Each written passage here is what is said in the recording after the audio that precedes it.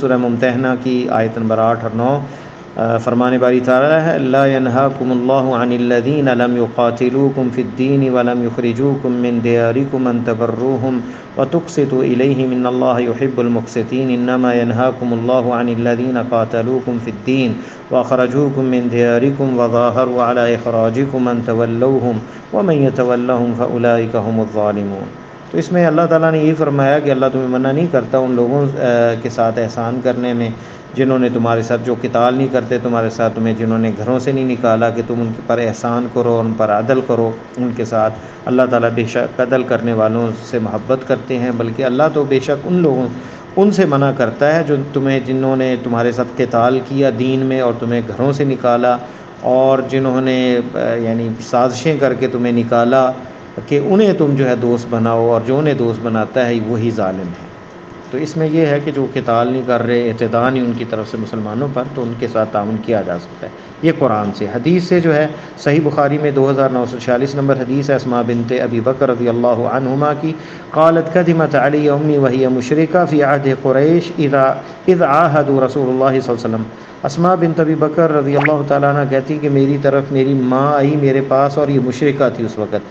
جب قریش کے ساتھ معاہدہ ہوا تھا صلح حدیبیہ نبی علیہ السلام اور اس کی مدت کے درمیان میں۔ انہوں نے اللہ کے نبی صلی اللہ علیہ وسلم سے فتویٰ مانگا، پوچھا اس بارے میں، تو اے اللہ کے رسول ان امی قدمت علی وہی راغبہ، یعنی یہ تطلب العون، یعنی یہ مدد مانگ رہی ہیں، افاصلھا، کیا میں ان کے ساتھ صلہ رحمی کروں؟ قال نعم صلیھا، آپ نے فرمایا ہاں صلہ رحمی کرو۔ یہ بخاری کے اندر ہے۔ اور عائشہ رضی اللہ تعالیٰ عنہ کی حدیث جو ہے اس میں ہے کہ ان امرأۃ یہودیۃ سألتھا فاعطتھا، ایک یہودی عورت نے ان سے سوال کیا تو انہوں نے انہیں عطا کیا،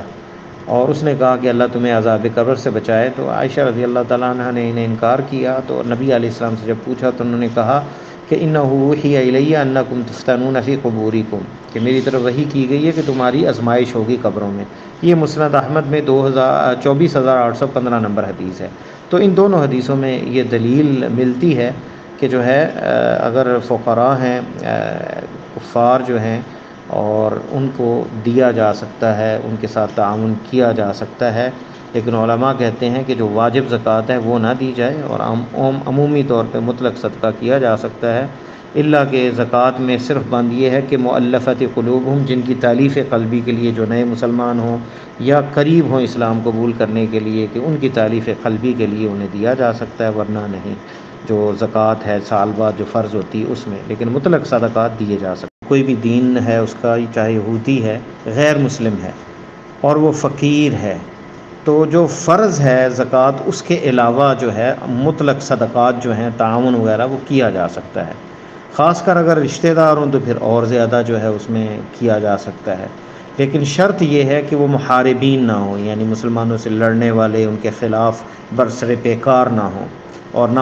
ان سے کوئی اعتداء اور ظلم وغیرہ مسلمانوں پہ ہو۔ واللہ تعالی عالم بالصواب۔ السلام علیکم ورحمۃ اللہ وبرکاتہ۔